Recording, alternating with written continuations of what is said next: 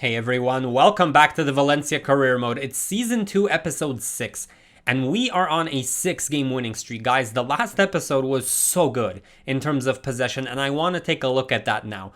Before we get into the 4 games that were really dominant from us, I want to take a look at this Nice game. It's an outlier because it's a press after possession system, and it was all about who can beat the press better. That's where the 50-50 possession comes from. But we did have 11 shots, 4.9 expected goals, so we did deal with it quite well, and we handled our business. Where it gets interesting is those 4 games apart from these that we played. Ferencvárosi was the first one, and it's a minnow. You would expect some dominance. 10 shots, 4.8 expected goals. We did good. But the possession, this is what I want to definitely take a look at. Minimum 60%. Finally, we reached that first milestone. I don't want to relinquish possession. I want it consistent. I want it nice, calm, cool, collected game where we just dictate what's going on, where we suffocate them.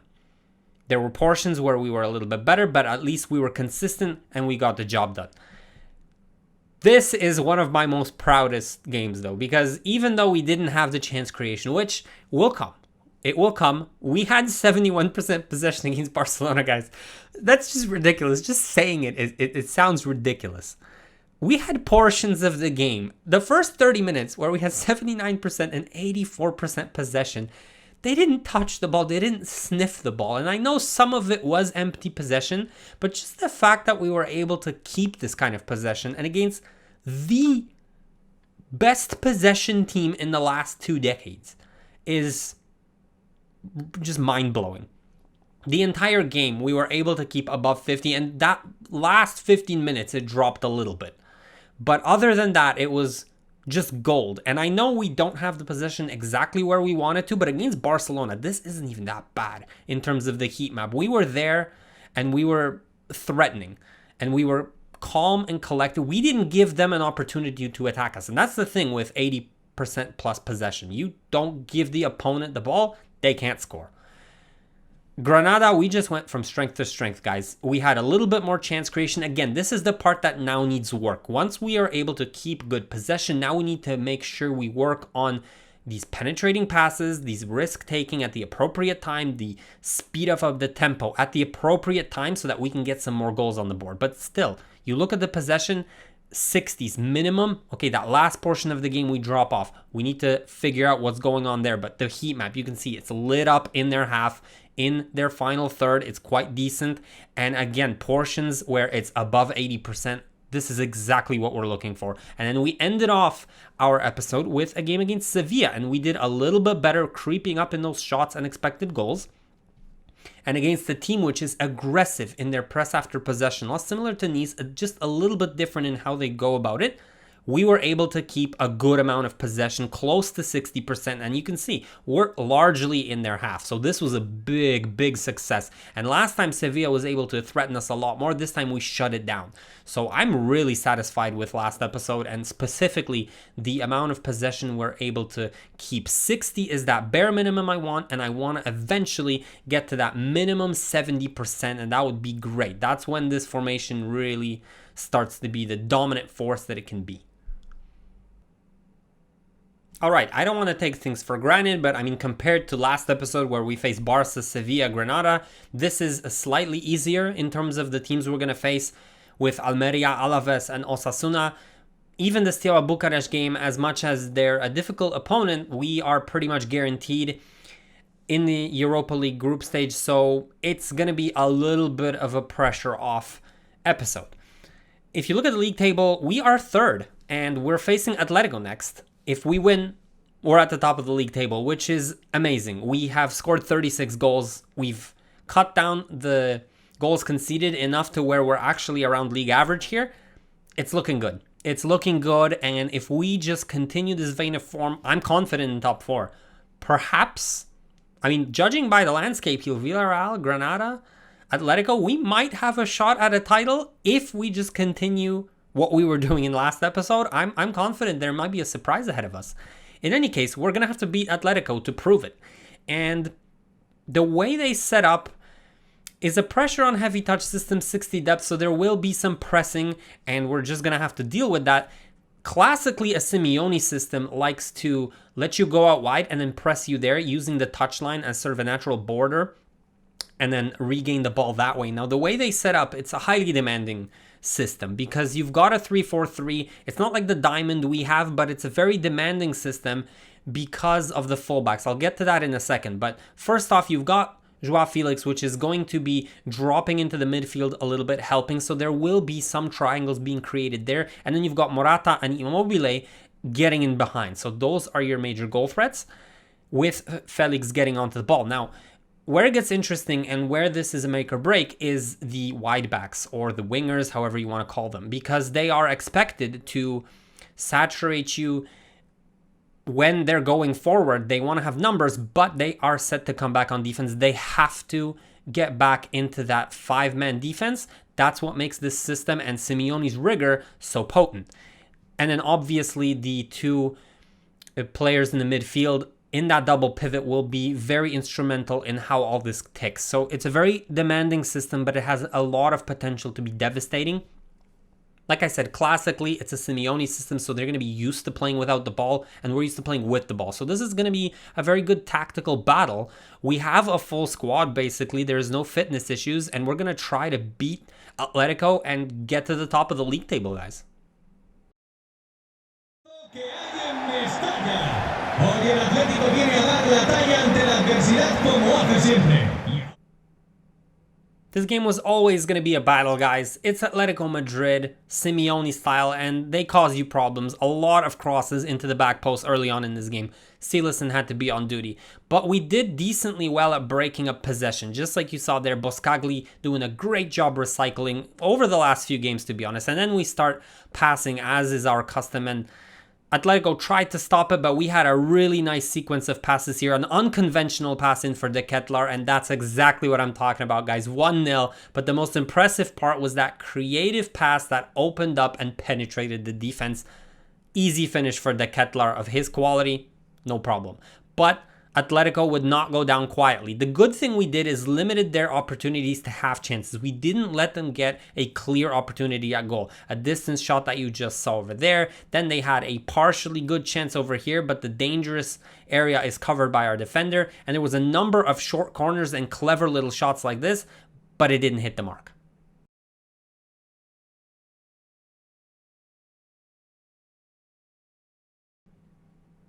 We defended well the whole game, but there are certain moments, certain brilliance and quality that you can't stop just like this. There was no way I could have defended that, but Silasson still made the save. Right after that, there's a moment of madness, and Saka gets himself a red. I'm not sure what was going through his head. There was no danger there. He just lashed out, maybe because we had so much possession. In any case, we have a man advantage now, and sometimes that can be a curse, but that really wasn't the case here. We immediately restart play, and there wasn't really anything on, but Salinas gets the ball, he turns and just casually swings his foot, and it's a goal. What an amazing shot that is. What a hit, son. I mean, this guy is a beast. They really don't get him quick enough. They don't close down, and all of a sudden, it's 2-0. Salinas is just amazing. Right after that, I mean, we have a man advantage, it's 2-0, and there really wasn't any resistance from Atletico. I mean, we kept the ball comfortably. There was no reason to go crazy here, but we did have the last chance of the game again. Wiedemann getting into these positions for the long shot. Oblak makes a save this time, but he's consistently doing this, and we end up winning 2-0, guys, against the top team in the league. And in fact, Atletico won the league last season, so we won against the top dogs, and there is no reason now with 7 wins in a row that we can't do something special. The sky's the limit. If we continue like this, we might just win the league. Who knows?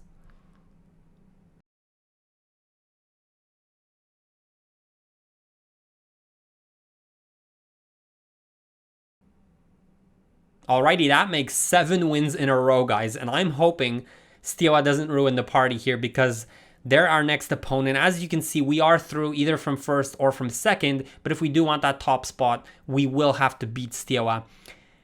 Again, it says play pressure on heavy touch 50 depth, but I wouldn't pay attention to this because when I played them, it was the lowest block I have ever seen. It was like 3-4 meters away from the goalie. It was ridiculous. They obviously play those long, direct, vertical balls, and that caused us some problems, so that's definitely something we need to watch out for.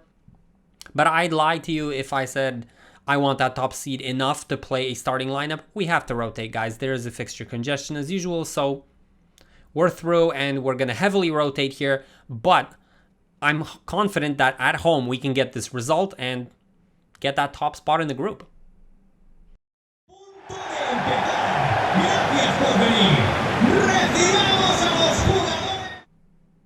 Alright guys, here we go, revenge time. I was really up for this game because there was no way I was dumping against Steaua Bucharest. And we started off really positive. Early on, 7th minute, we get a good chance. Guiri turns, shoots. It's 1-0, guys. That's what I'm talking about. I'm going to make this 8-0. That's what I was thinking to myself. And we had good opportunity after good opportunity. Again, this left-hand side was very active. We're favoring getting to the byline a lot. It creates a lot of space. Guys ghost in like this. Gonzalez gets it, he puts it just wide. And for the most part, we were dominating that first half, but there was a chance here for Steaua. And this is what happens when you have a goalie who's not fast enough off his mark. He runs out, ill-advised, it's a cutback, and they score. 1-1. I still can't believe that just happened. We tried to get one back still in the first half. Some great determination and coverage by Mosquera there. It falls to Coindredi, who has a decent attempt. I mean, he has a decent long shot, but this was not so good.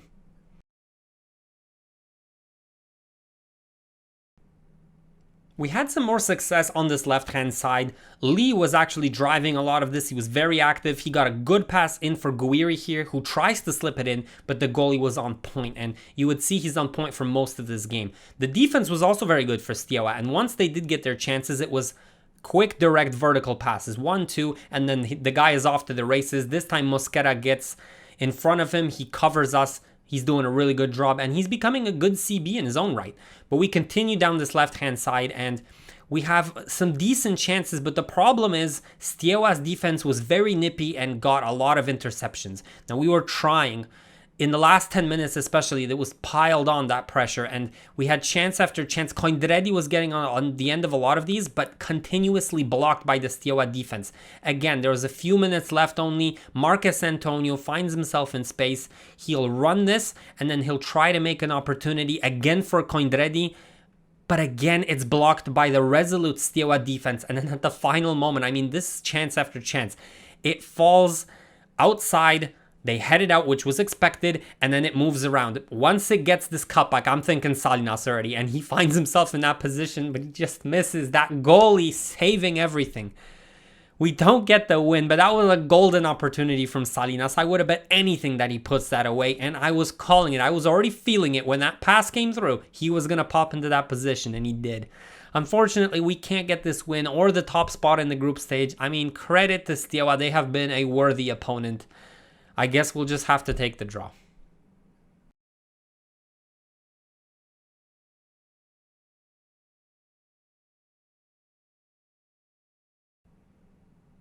There you go. Steaua foils us again. That's too bad.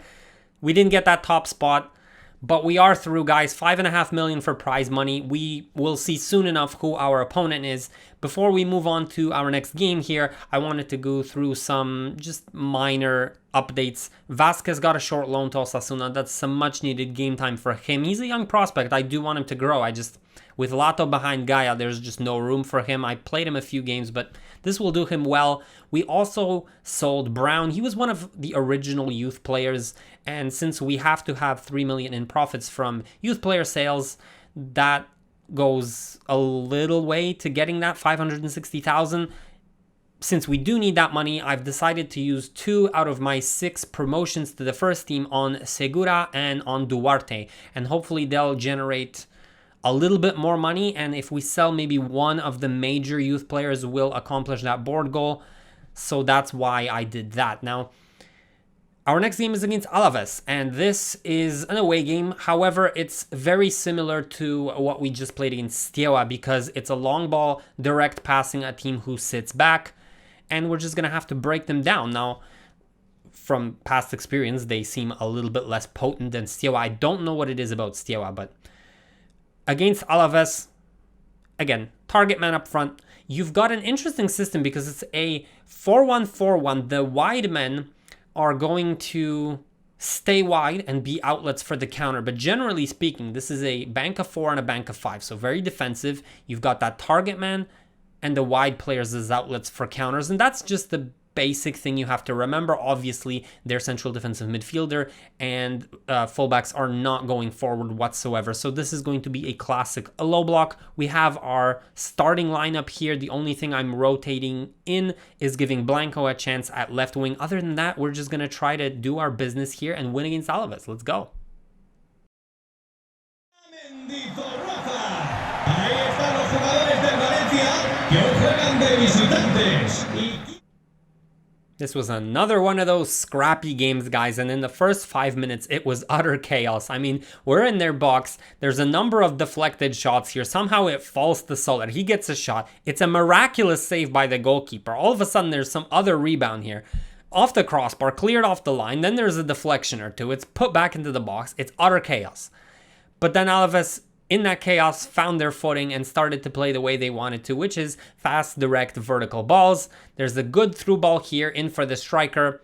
One time, Silasson makes a relatively easy save, but they would continue to annoy us, I'd say, with not 100% opportunities, but certainly chances. And that's the way Alaves plays, and that's what you have to expect when playing a team that sits back and counters you. Silasson was on point. He made the saves he needed to make. We really couldn't get anything going. One or two chances here, but they were stifling us.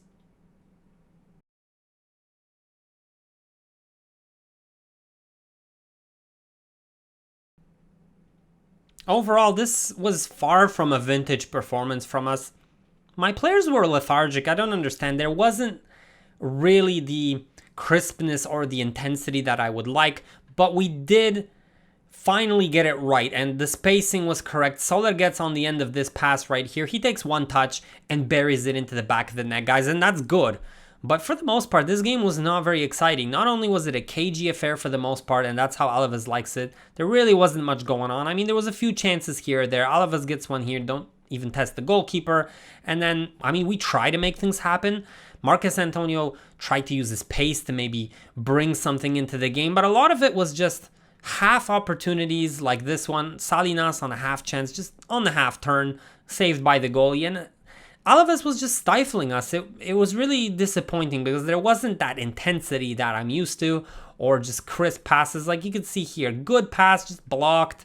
A second attempt here, just a little bit clumsy, and that's how the game ended. 1-0. We got that one goal, the moment of quality from Soler. That was actually, I think, his first goal of the season, which is disappointing. We had a few in the Europa League, but this is his first league goal, so he has to pick it up. But, I mean, we get a win. That's important. If you're talking about, winning a title, you grind out wins that you normally wouldn't win, but we need to do better next game.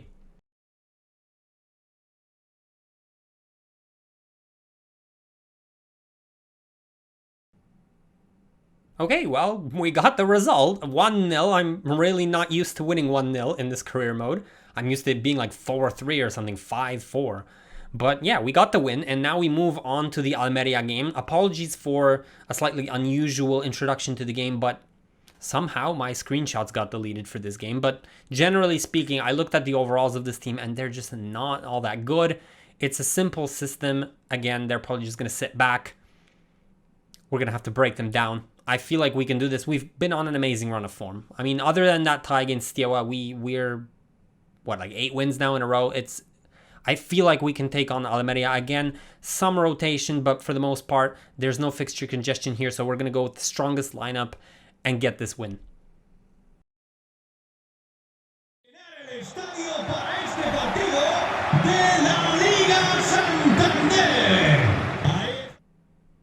All right, early on in this game, surprisingly, it was actually quite back and forth, and Almeria got a few chances. Silasson had to make a save here, but honestly, you can't underestimate any team, especially in the top flight, because everyone can pose you a threat, especially if you seep in some complacency into the mix. Now, we did get our chances. Salinas had a good one here. It's saved by the goalkeeper, and we started to finally get our footing and get a little bit more chances on the board.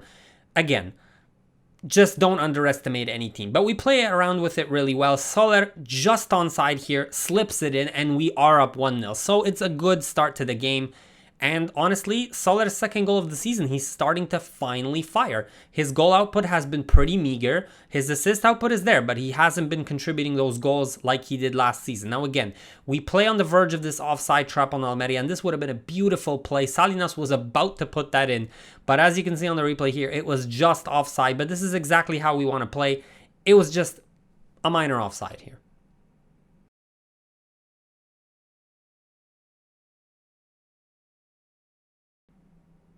The problem I have with this system sometimes, or perhaps it's just the personnel or the way I'm playing it, is I create a lot of opportunities, but they don't have oomph into them like this. It was a decent chance in a decent position, but he couldn't put the final touch on it. I'm not exactly sure how to combat that. Perhaps it's just getting guys with better finishing, or perhaps it's just taking that extra second. In any case, Almeria had their chances late on in this game, and guys, they put it at 1-1. In the 76th minute, they frustrated us throughout this whole second half. Our players were lethargic. They were really not at it.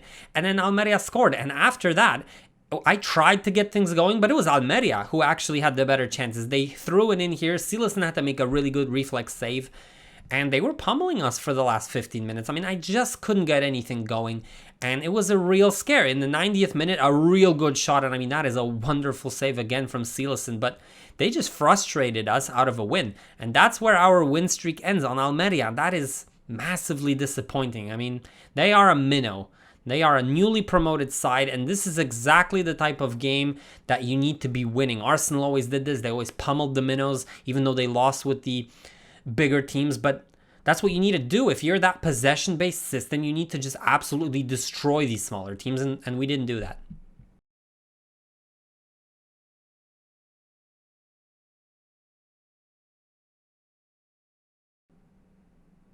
All right, and for the final game of the episode, in fact, the final game of the year on December 31st, right before the transfer window opens, it's Osasuna, guys, and I'm hoping that we can bounce back from that embarrassing 1-1 against Almeria. We let it slip. I'm still disappointed about that result. We let it slip. I want to go back to winning ways.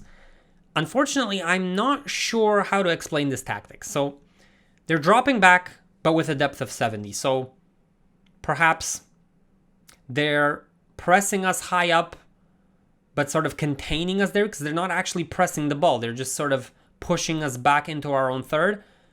And then they pair that with fast build-up forward run. So I'm not really sure how that's going to work, because ideally you want to sit back and then exploit all that space in behind. But if they're pushing us so far forward, there's not going to be all that much space to run into. They're trying that striker with getting behind, which again would work if there was a lot of space to run in behind. But let's say they'll make that work. They've got a left back who's bombing forward. Fair enough, that makes sense. But then why is their right-hand side completely different? The right back is staying completely back. So is the right center mid. So there's not much activity going on there. Maybe trying to be solid defensively, overcompensating for a weak center back. I'm not sure what's going on there.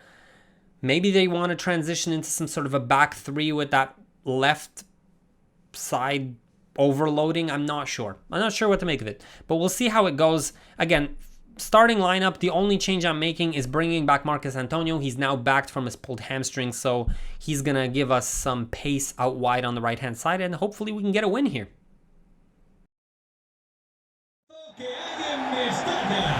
Ya salen del vestuario los visitantes de hoy, el Osasuna.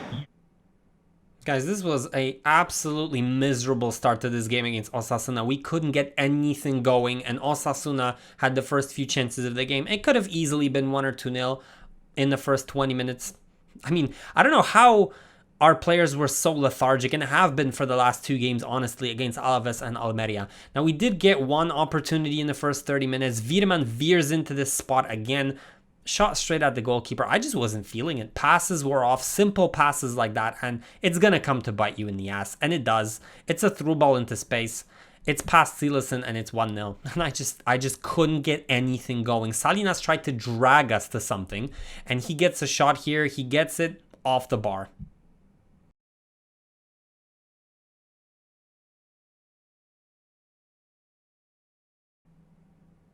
This didn't look any better to start the second half, guys. I mean, Osasuna was all over us. Silasen had to make save after save, and I couldn't figure them out. I don't know, maybe it was the stupid system they were playing that I didn't understand, but I couldn't get anything going, and their short passing was getting through our defense. It was all over the place. It was a shambles.